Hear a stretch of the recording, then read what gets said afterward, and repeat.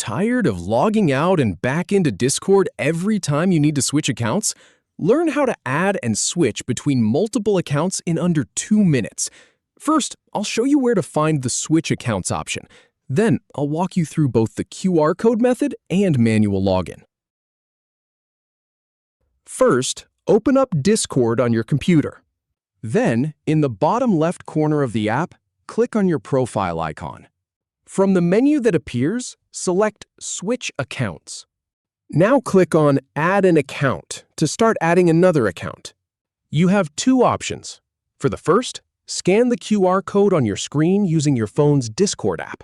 Alternatively, enter your secondary account's email or phone number. Then type in your password.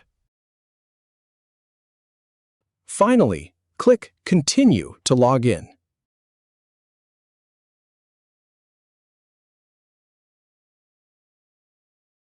If you have any feedback or if any info is inaccurate, please leave a comment below.